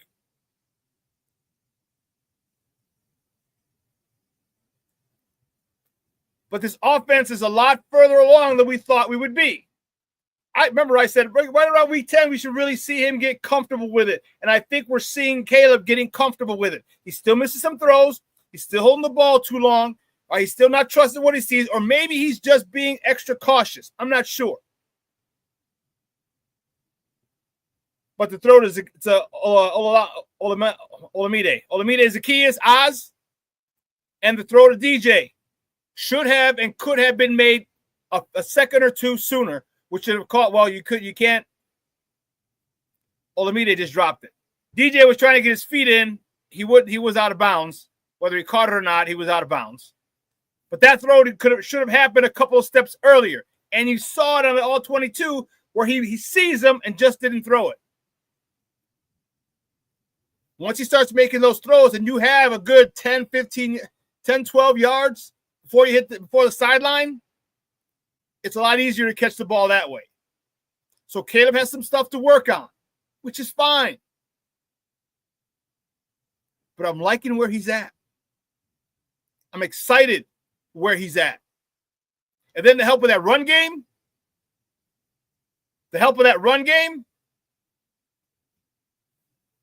Calvin Ungai has been everything I thought he would be and more.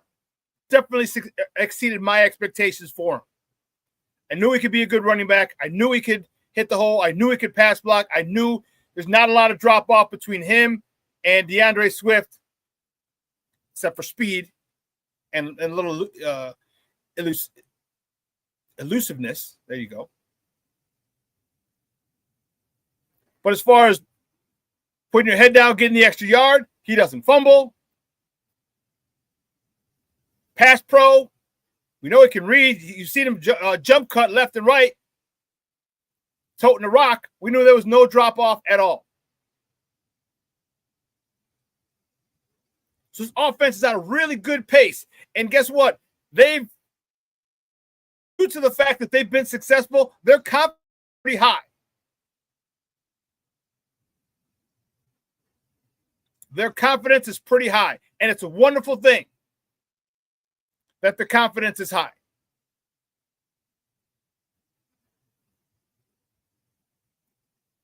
Because as this second half of the season is upon us, we have some teams with better records.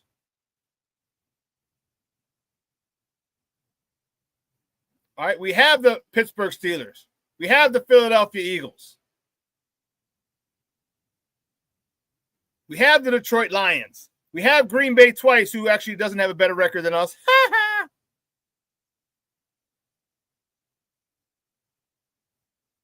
We start with Minnesota, who is actually behind us as well. We are tied for first.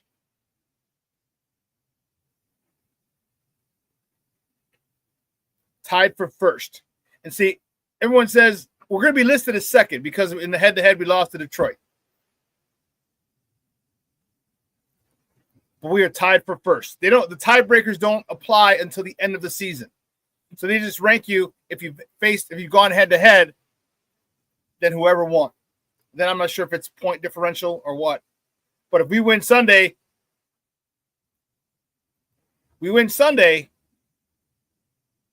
Detroit loses, or even if they win, well, we won't have. I keep thinking we're playing Detroit at times. Because I'm thinking of the Bulls. We're playing Detroit.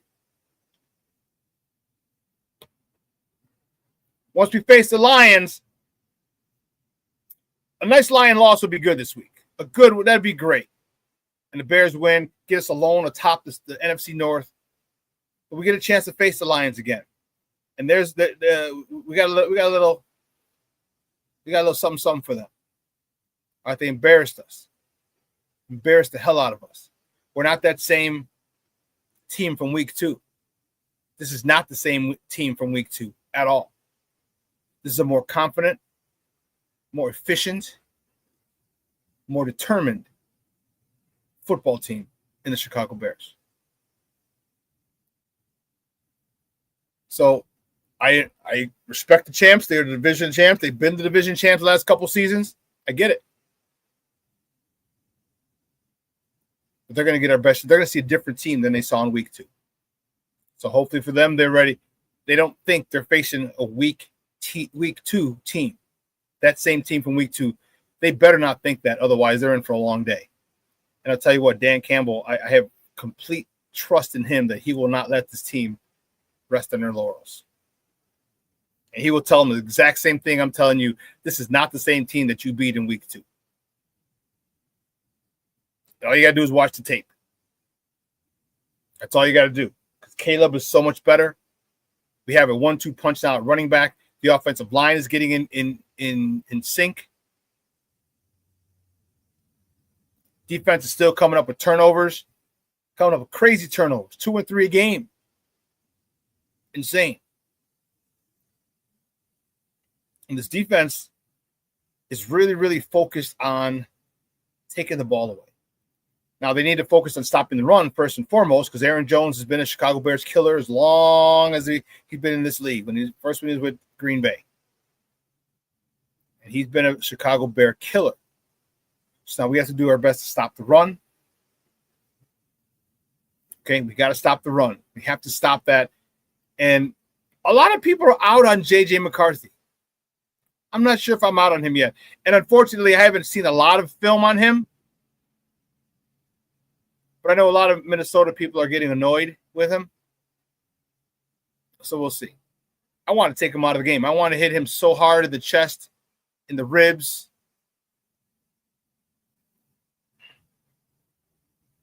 And Michelle said also this Viking team beat the Lions 2 weeks ago. They did. So the Bears have no room for anything less than their best preparation. And if any room to think that they're better than the Vikings, because they already lost to them, doesn't matter how much you've improved since then, you still haven't beaten them this year.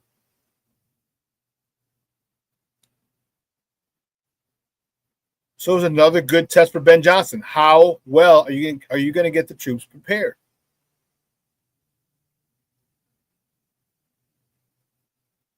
Who gave himself a nickname? Caleb, are you talking about? Because if it's Caleb, no, it wasn't him. I think it was Burden or someone else gave. I think Burden gave him. You talking about Caleb, King Book of World?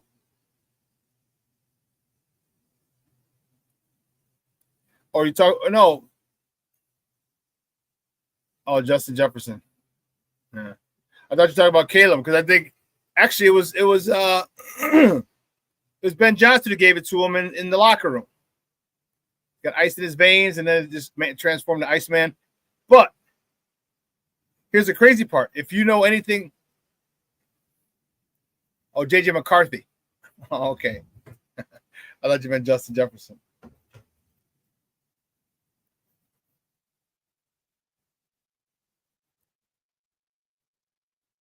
But if you know, no, I like Iceman. I do too, but you know that was a nickname of a serial killer.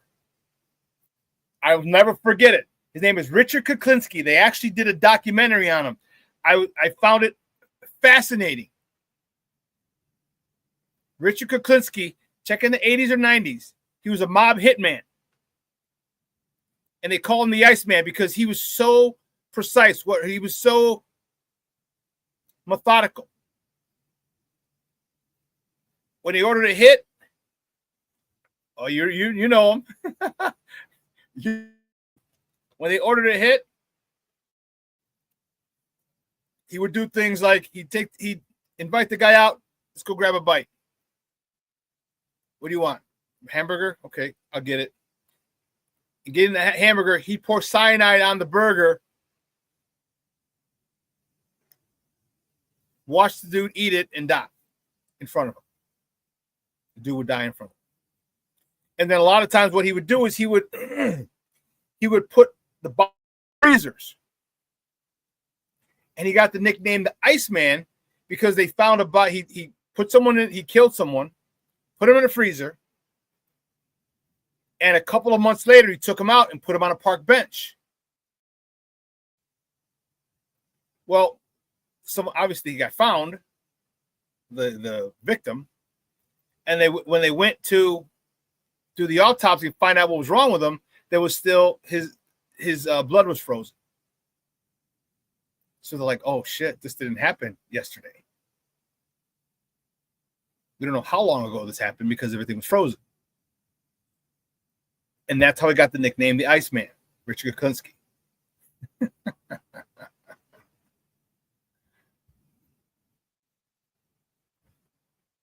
So I don't know if I like Iceman for Caleb. We'll see.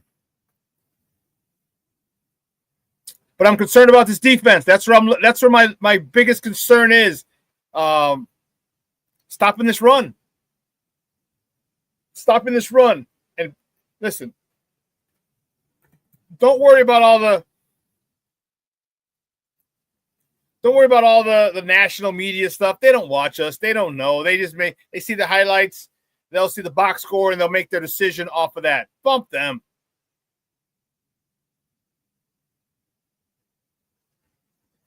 All right. This is a team that we are, and I told you from Jump Street in the offseason, right before the season started, they are going to grow up before our eyes. This is going to be just like the 06, 07, 08 Blackhawks. It's going to be just like the 2013, 14, 15 Cubs for you Cub fans.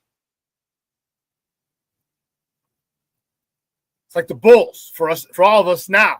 We're watching them grow. So there's going to be some missteps. There's going to be a lot of things that need to be done better. But there's also going to be a lot of highlights, a lot of flashes. And the Ben Johnson effect has really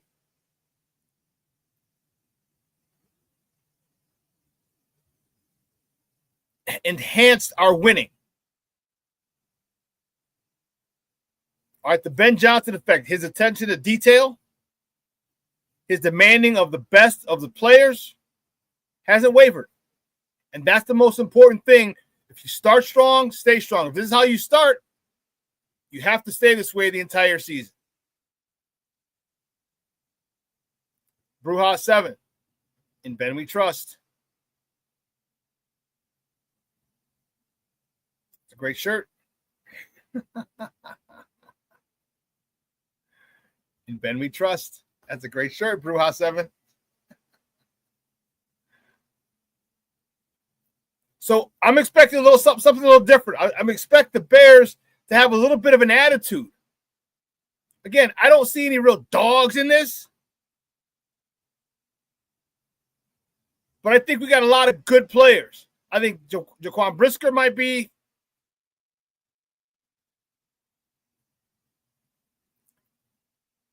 Yeah, he might be the only dog.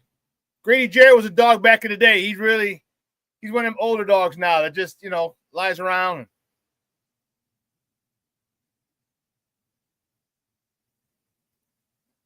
Shorty says, I keep saying this, so I will say it again. By year 3 in Ben's offense, Caleb will be in his zone. I think it might be next year. I think the success might have sped up the clock, Shorty. I think the success that they're having speeds up that clock.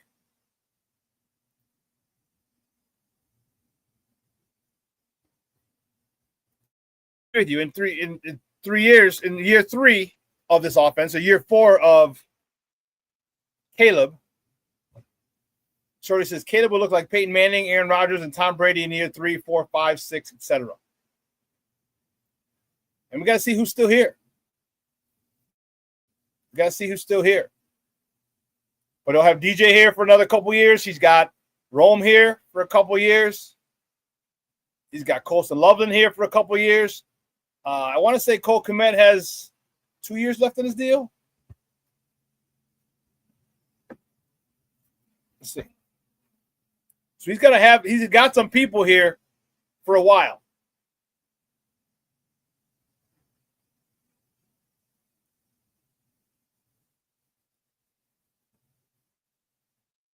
Here we go. Cole Kmet's contract. Okay. Cole's going to be here 2 more years.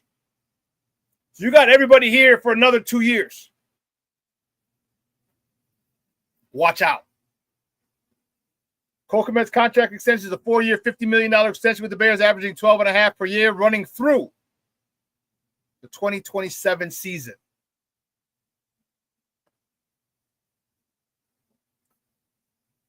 Let's see DJ Moore.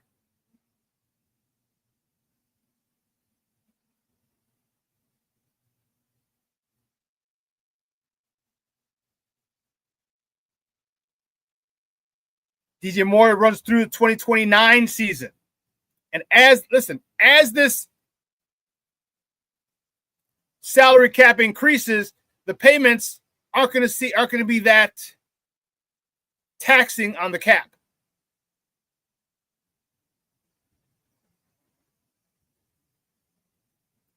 Patty and Monica Jeremiah watching. Awesome show with you, Shawn. Have a great rest of your day. You too, Monica, Jeremiah, and or Patty.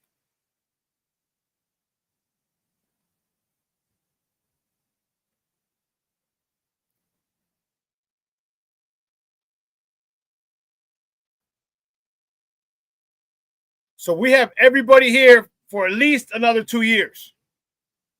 So DJ goes through 2029. He could be gone after 27, 28. But at least for 2 more years after this. So we are in a very offensively, we are looking good. We are sitting pretty. Let's not forget Dahlman, the contract we gave Dahlman, Jackson, Tunney. I don't know how long Tunney's going to play. But here's where you start. First of all, you go get an edge rusher. That's for starters. But then what you do is you go start getting guys that now you start going in second round guards. Mr.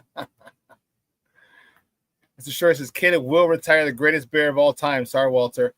I don't know about that. I don't know about that. I don't know about that.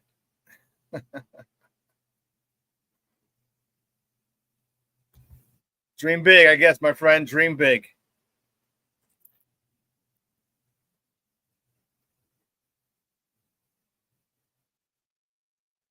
So one thing that really has to improve is our special teams. What are we going to do with Cairo Santos? Is Cairo Santos, is he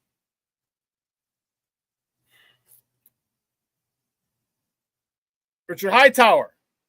Same thing. What about him? That's the biggest area of concern, because you just can't have people starting at the 40 or 50 on kickoffs. Just can't.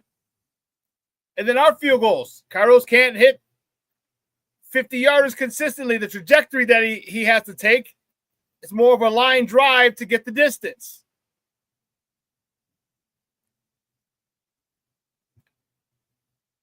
And this is the last time we're playing in a dome this year. All the rest of the games are outside. So that's something that has to be dealt with, especially. What are we going to do? Because I don't know.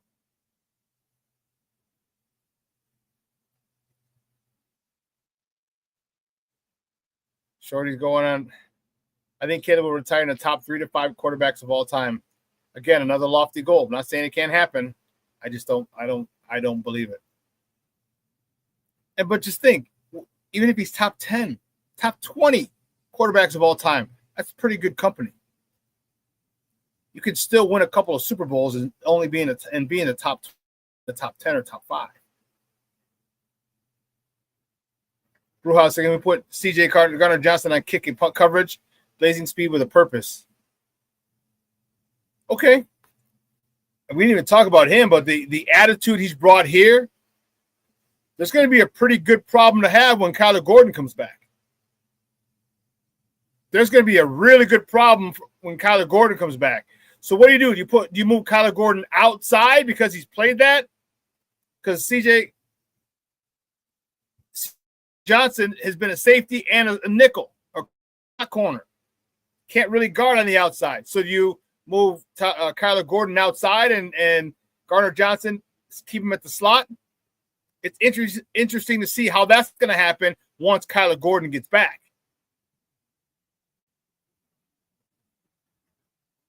Because both of those guys do the same thing, and you don't want either of them off the field.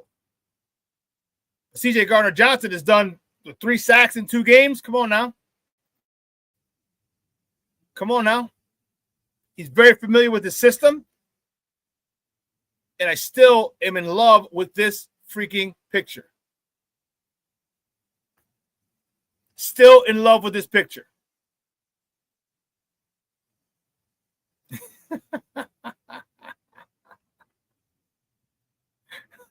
Imagine being a Giants fan like our guy Kevin Lauder and seeing this picture.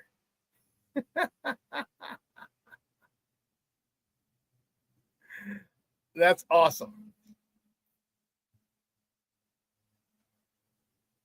Well, listen, 2 hours have come and gone. I want to thank my guest, Adam Chalifoux from the Running with the Bulls podcast, for coming out talking Bulls basketball with us. I want to thank you guys for making this chat lit, keeping it lit, and all the love and support.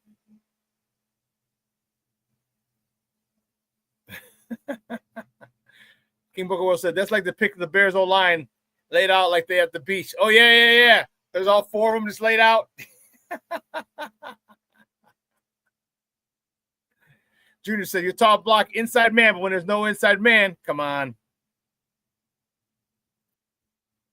Bruja, he's fresh off the couch. He's hungry. You're damn right. He said it in his post game when he got the game ball. He's like, I was on a couch a month ago. And sometimes, Bruja 7, that's the best motivator. Whenever whatever it is that you love is taken away, and you get another shot at the end of your career, trust me, you handle that opportunity so much different. And Gardner Johnson is handling this opportunity so much differently because what he's doing, he's going to get himself a contract, another 2-year, 3-year deal with someone else, maybe 2 years or 3 years with a 2-year out. So he's going to be making money somewhere else. I don't know if the Bears are going to keep him next year, but he's making a push for getting another contract.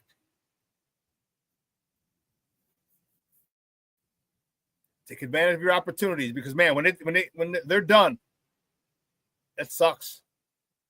And he got a second chance. He got to extend his career. Man, he is leaving no stone unturned.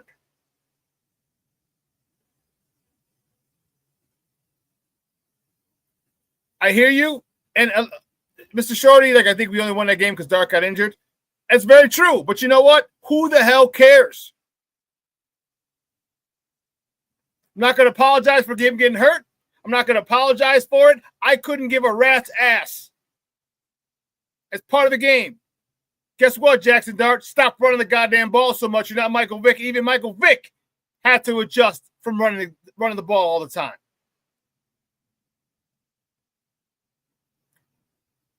So when people say,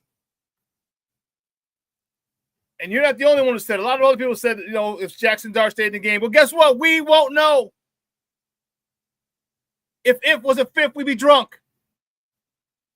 He didn't stay in the game. They didn't win the game. Too bad. Move on to next week. Yeah, no one apologized when McMahon got hurt. When Charles Martin slammed him to the ground. Tell him, Patty, a win is a win. Period. And again, I don't care if it's against a bad team or a team that lost a quarterback. I don't care. I care that Caleb develops. I care that this offense, that this team is getting more confident. I care that they're growing together and gelling together as a team. That is what I care about. And that is exactly what I'm doing. The wins are just gravy. We're seeing the things that are vital to this team being a consistent, a perennial, deep playoff contender. Every year, we're seeing it before our eyes develop, morph, and grow. King Booker World says, Bear missing their best defensive player. No sympathy. People want sympathy. Look in the dictionary between shit and syphilis. All right, folks, listen, I got to get out of here. I will see you on Friday. I'm fired up about it. I got a cigar social to go to tonight. I'm going to be wearing my Cigar Fanatic shirt. Don't forget, hop on SportsZoneChicago.com. All right, order your gear, order your swag. We got hats, we got T-shirts, we got hoodies. FGB, get your FGB shirts. All right? Let your loved ones know you love them because tomorrow is promised to no one. Just found out my mom's, one of her really good friends just passed away this morning. So let your loved ones know you love them because tomorrow is promised to no one. So for everyone here at Sports Zone Chicago, I'm your boy, the SuperBack, Shawn Sierra, and I am